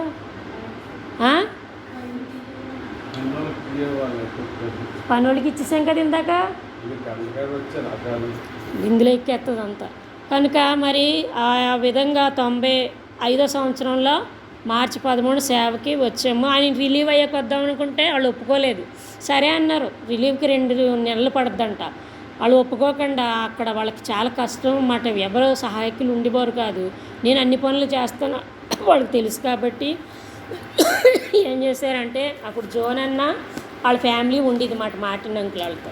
వాళ్ళు ఒత్తిడి చేసిన కారణంగా వారం రోజులకే మేము సేవకి పిలిచిన వారం రోజులు కూడా పట్టలేదు, 4-5 రోజులకే మూట ముళ్ళు కట్టుకుని వచ్చేయమన్నారు. మూట ముళ్ళు కట్టుకుని వచ్చేయమంటే సంతోషంగా దైవ సేవకులు ఇంకేం చెప్తుంది, వినేవాళ్ళం కదా. రిలీవ్ అవ్వకపోయినా ఇక్కడి నుంచి నువ్వు డ్యూటీకి వెళ్ళి కానీ అది వరకు అలవాటే కదా, 2 ఏళ్ళు ఉన్నారు అలాగా. సరే చెప్పేటప్పటికి వెంటనే ఆయన అన్ని మూట ముళ్ళు సర్దుకుంటే, అప్పటి వరకు మా తల్లిదండ్రులు అప్పుడే చెప్పాము, ఉత్తరాలు రాయడమే కదా అప్పుడు. మా తల్లిదండ్రులకి వాళ్ళకి అసలు ఎవరికి ఇష్టం లేదు సేవ అంటే. ఇలాగా ఎలీషా ఏం చేశాడు, వాళ్ళందరికీ చెప్పి విందిచ్చి వెళ్ళాడు. అని నాన్నగారికి ఇంత పెద్దగా పరిచయం చేస్తున్నారు వాళ్ళు ఎప్పటి నుంచో. ఎవరికి ఇష్టం లేదు మేము సేవకు రావడం, దేవునికి ఇష్టం. నాతోటే ఎప్పుడు పంచుకోలేదు కదా, నేనేం చేస్తాను, నేను దాసిస్తాను అనుకుంటున్నారు. కనుక అలాగున దేవుడు ఎన్ని పరిస్థితులు వచ్చినా సేవకి వెళ్ళిపోయాం అన్నీ కట్టుకుని. అవన్నీ వ్యాన్ గురించి చెప్తారు కదా, ఇప్పుడు అవన్నీ చెప్పను, టైం సరిపోదు. ఆ వ్యాన్ విషయంలో కూడా దేవుడు అద్భుతంగా చేశాడు. నాకు ఎంతో బాధ ఉండేది, నేను ఎక్కడున్నా చెట్లు పెంచడం ఇష్టం కాబట్టి పూల మొక్కలు అస్సలు పెంచేదాన్ని కాదు. మనకు తిని ఆహార పదార్థాలయే పెంచుకునేదాన్ని. మొక్కలు చాలా మంచిగా ఉండేది తోట. అందరూ చిన్న దొడ్లో భలే పెంచుతున్నా అనేవారు. మందిరాన్ని ప్రతీది పట్టుకుపోయేది అనమాట. మార్టిన్ అంకుల్ ఒకే మాట అన్నారు అక్కడికి వెళ్ళాక, మా మేనగోడలో నాతో వివాహమైన అన్నయ్యకే ఫస్ట్ పాప నా పోలికతోటే ఉండేది, అసలు మమ్మల్ని వదిలిపెట్టేది కాదు, దొల్లి ఏడుతుంది. దాన్ని కూడా తీసుకెళ్ళాం, కాసేపు 2 గంటలు ఉంచుకుని మళ్ళీ ఇంకో బ్రదర్తో పంపేశాం. అప్పుడు నేను వచ్చేస్తాను మీతో సేవకు అనేది. ఇప్పుడు వాళ్ళు సేవలోనే ఉన్నారు. మరి తర్వాత మార్టిన్ అంకుల్ నన్ను సొంత కూతురుగా చూసుకునేవారు. బొప్పాసి ఇస్తానమ్మా, ఇదంతా జల్లేసి తోట చెయ్యి అని అలా ఆదరించేవారు ఆయన చాలా బాగా చూసుకునేవారు. మిమ్మల్ని దేవుడు సంపూర్ణ సేవకు పిలిచిన కారణంగా అక్కడ 6 స్థలం 120 గజాలు ఉండేది. దేవుని మహిమార్థం చెప్తున్నాను, అది దేవుని సేవకి అర్పించేసాం. తర్వాత ఆయన ఉద్యోగములో వచ్చింది 30,000 అప్పట్లో ఉన్నట్టుంది. అది కూడా ఆఫరింగ్ బాక్స్లోనే ఈ 2 వేసాదేమో మందిరం అవుతుంది అనేవారు, కానీ ఇంకా అది మందిరం బ్రాంచ్ పెట్టలేదు. 9 కిలోమీటర్లు అనుకుంటా వైజాగ్ రామ్నగర్ మందిరం నుంచి, షాలేం నుంచి. అయితే అక్కడ బ్రాంచ్ పెట్టలేదు. 4 కుటుంబాలు వెళ్ళి వాళ్ళము షాలేంకి. బ్రాంచ్ పెడతాం అనేవారు కానీ పెట్టలేకపోయారు. ఆ స్థలాన్నేమో ఒక సహోదరుడు మందిరానికి వచ్చే మంచి హెల్డర్, ఒక పరిచారకుడికే అమ్మించి అది దేవుని బాక్సులో వేయించారు. అది అలాగనే సంపూర్ణ సేవ కొరకు మా దగ్గర ఏమీ లేకుండా దేవుడు మా యొక్క జీవితాన్ని కోరుకున్నారు. అప్పటి నుంచి కూడా దేవుడు మాకేమీ తక్కువేం చేయలేదు. అయితే కొన్ని పరిస్థితులను బట్టి మేము అక్కడి నుంచి కొద్ది కాలం తప్పుకోవాల్సి వచ్చింది. మిర్యాలగూడలో కొద్ది కాలం ఉండవలసి వచ్చింది. అక్కడ దేవుడు నాకు సంపూర్ణ సేవ కొరకు పిలిచాడు. సామెతల గ్రంథము, అక్కడ నేను చిన్న సంఘమే అయినా చాలా బలపరచబడ్డాను. మా ద్వారా ఆళ్ళ బలపరచబడ్డారు. తర్వాత మేము కూడా బాగా, నేను వ్యక్తిగతంగా అసలు ఏ మీటింగ్కి మానేదాన్ని కాదు. చాలా 2 కిలోమీటర్లు మందిరానికి నడిచి 24వ అధ్యాయము నడిచి వెళ్ళేదాన్ని ప్రతి మీటింగ్కి. రాత్రి 10 అయ్యేది. యోసేపునే జ్ఞాపకం చేసుకునేదాన్ని. పరదేశిగా ఎలా ఉండేవాడో అలాగే మనం కూడా ఉండవలసి వస్తుంది, ఎప్పుడు విడుదల పొందుతాము ఇక్కడి నుంచి అని ప్రార్థన చేస్తూ వచ్చేవాళ్ళం.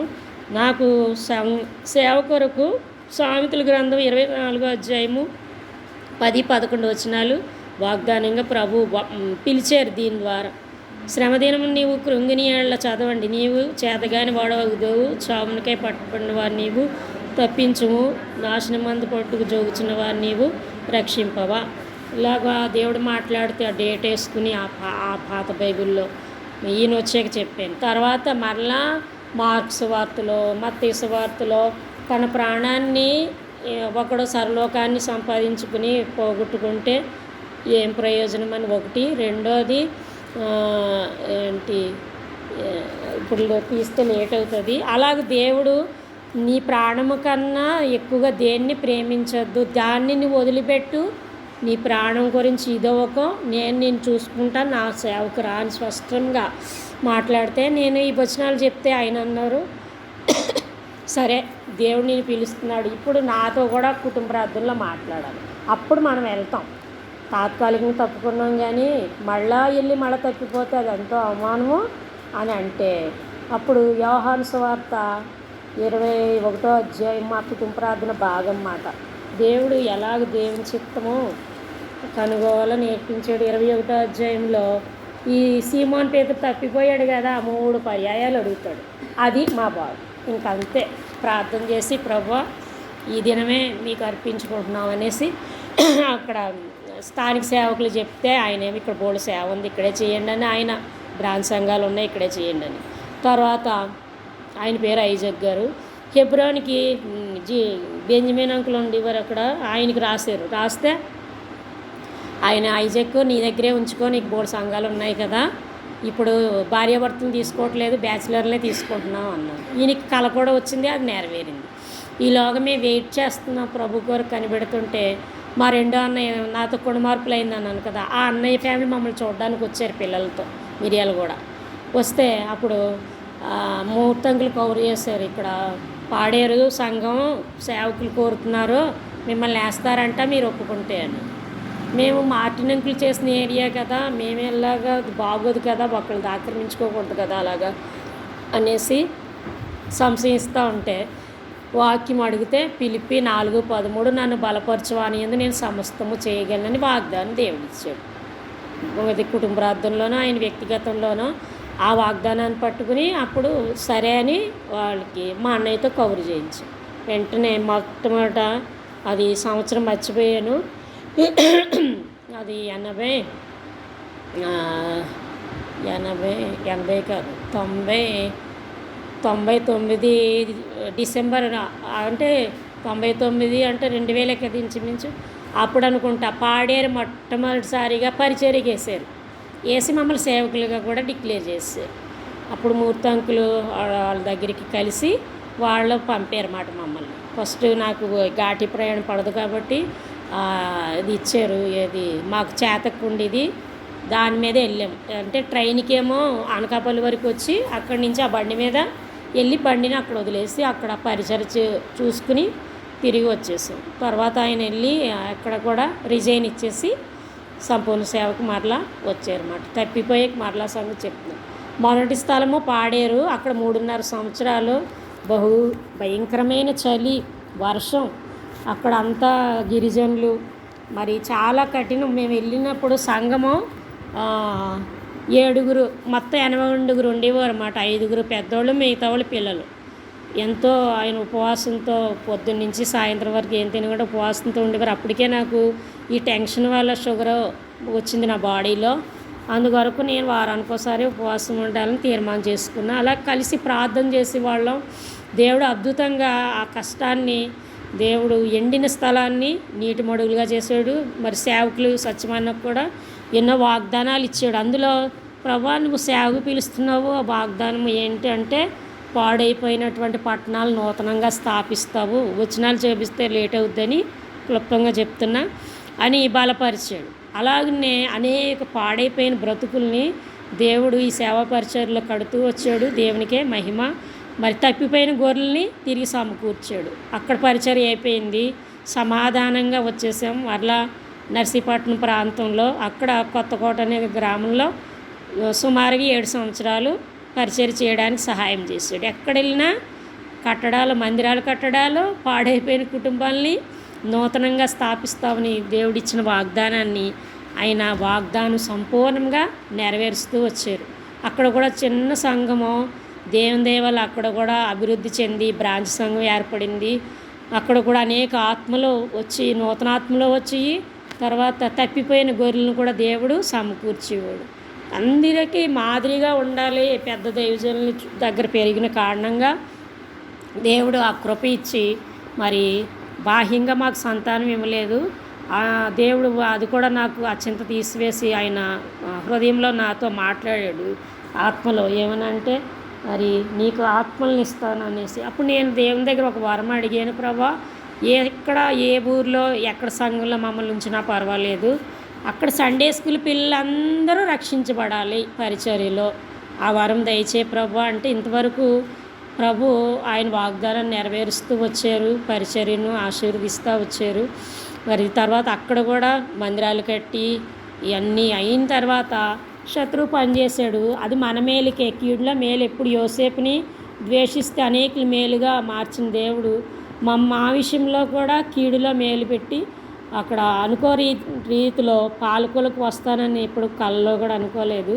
సొంత ఊరికే దేవుడు నా తల్లిదండ్రులు పరిచయం చేసిన సంఘానికి, గిలగాలకి తిరిగి తీసుకుని ఇక్కడికి వచ్చాడు. ఇక్కడికి వచ్చి సుమారుగా 15-16 సంవత్సరాలు సంపూర్ణం అవుతుంది. దేవుడు ఇంతవరకు ఎన్నో వ్యాధి బాధలు ఉన్నాయి నా శరీరంలో, ఆయన కృపిస్తున్నాడు.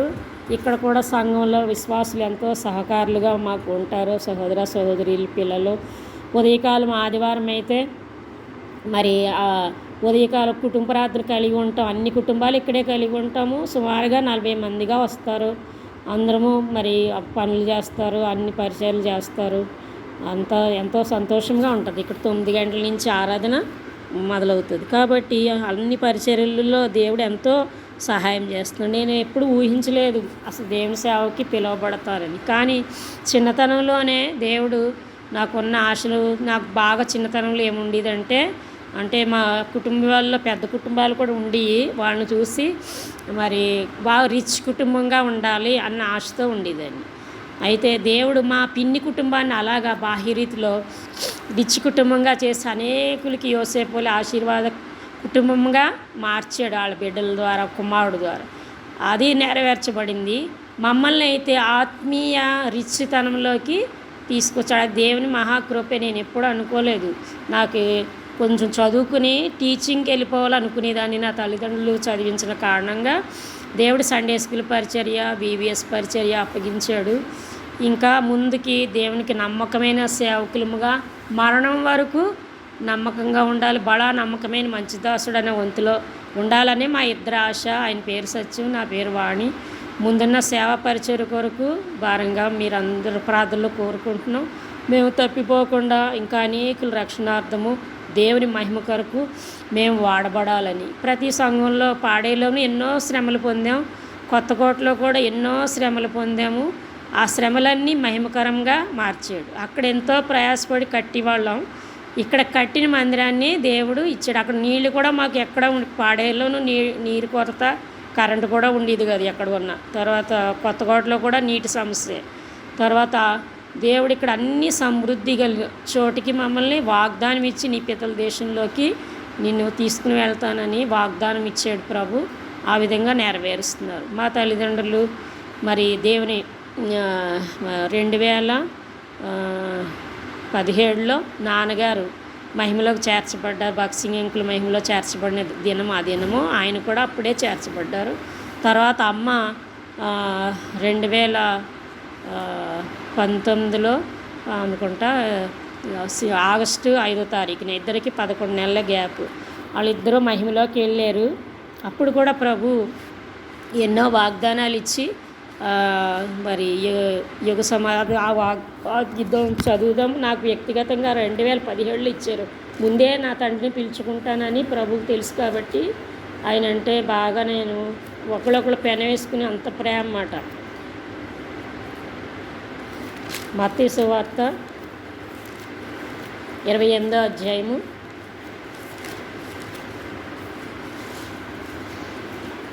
20వ వచనం లాస్ట్ వచనం చదువుతున్నాను, లాస్ట్ లైన్ చదువుతున్నాను. మత్తయి 28:20. ఇదిగో నేను యుగ సమాప్తి వరకు సదాకాలము మీతో కూడా ఉన్నానని వారితో చెప్పాను. నాకు వ్యక్తిగత వాగ్దానం ఇచ్చిన ఈ నస్తమానం ముందు నేను ప్రభు దగ్గరికి వెళ్ళిపోతే అలా అంటూ ఉండేవారు. పిల్లలు లేని కారణము నాకు ఆ మాట బాధ కలిగేది. ప్రభుకి పెట్టుకున్నాను. ప్రభు నా తల్లిదండ్రులు లేరు, నా తల్లిదండ్రులు అప్పుడు ఉన్నారు కానీ అస్తమానం ఈ సేవకులు ఇలా అంటున్నారు, నువ్వు నాకు వాగ్దానం ఇచ్చి నెరవేర్చు ప్రభు అని అడిగితే ఈ వాగ్దానం ప్రభు ఇచ్చారు. నాకు అదే నమ్ముతాను. ఇది ఎన్నిసార్లు నేను ముందెళ్ళిపోయినా అని అన్నానే భయపడిన. అందుకే ఆల్రెడీ ప్రభు యుగ సమాప్తి వరకు కూడా ఉంటానంటే నా విశ్వాసం దేవుని చిత్తం. పిలిస్తే రెడీయే. ప్రభు రాకడ దినాల్లో ఉన్నప్పుడు మరి ఆ వాగ్దానమే నమ్ముతాను, అదే చూపిస్తాను. మనం కూడా చూపించాను ఆయనకి. నేనేది భయపడను, మీరేం భయపడిన అవసరం లేదు. ప్రభు వస్తాడు, ర్యాప్చర్లో ఎత్తబడుతూ సంఘాన్ని మనము సిద్ధపరచాలి అనేసి చెప్తూ ఉంటాను. కనుక ప్రభు ఎప్పుడు మనం ప్రభు మీద ఆధారపడితే, మన స్వార్థం లేకుండా ఆయన కొరకే జీవిస్తే తప్పకుండా మన పక్షంగా ఉండి ఆయన వాగ్దానాలు ఇంకా ఎన్నో ఉన్నాయి. సమయము కొద్దిసేపు మేము ప్రార్థనలో ఉండాలి కాబట్టి సమయం తక్కువ ఉంది కాబట్టి ముగిస్తున్నాను. కనుక ఈ సాక్ష్యము మరి ఈ దీనురాలు చేతగాంది, చదువు తక్కువ, జ్ఞానం లేనిది అయినా దేవుడు అలాగున ఈ యొక్క పాలకొల్లు పట్టణంలో ఆయన మహిమార్థం వాడుకుంటున్నారు. మా ఇద్దరి కొరకు ఇక్కడ సంఘం గెలగాల కొరకు మీ ప్రార్థనలో జ్ఞాపకం చేసుకునండి. మీలో ఎవరికైనా ఇంకా మరి రక్షణ లేని వారు రక్షించబడాలని మా ఆశ, మా ప్రార్థనలు.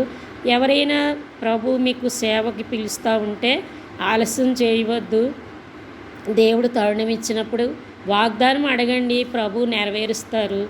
మరి ఏయో సాకులు చెప్పి వెనక్కి వెళ్ళిపోకూడదు. నాగటి మీద చేయబెట్టి వెనుక తట్టు చూచేవాడు నా రాజ్యానికి పాత్రుడు కాడు అని వాక్యం సెలవిస్తుంది. కనుక ఇంక ప్రభు రాకడ తినాలి. దేని కొరకు బ్రతకాలి? ప్రభు కొరకు బ్రతికి కొన్ని ఆత్మల్ని మనం పట్టుకెళ్తాం పరలోకం. కానీ ఈ లోకంలో మనం ఏది సంపాదించినా అది పట్టుకుని వెళ్ళాం. అది మన క్రియలే మన వెంట వెళ్తాయి. కాబట్టి ఆత్మల కొరకు వేదనతో ప్రార్థన చేయడం ద్వారా మనము అయ్యే పట్టుకెళ్తాం. కనుక ఎవరికైనా సేవా పిలుపు ఉంటే మీరు ప్రార్థన చేసుకుని సిద్ధపడండి. ప్రభు ఈ సాక్ష్యాన్ని దీవించి ఆశీర్వదించును గాక. ఆమేన్.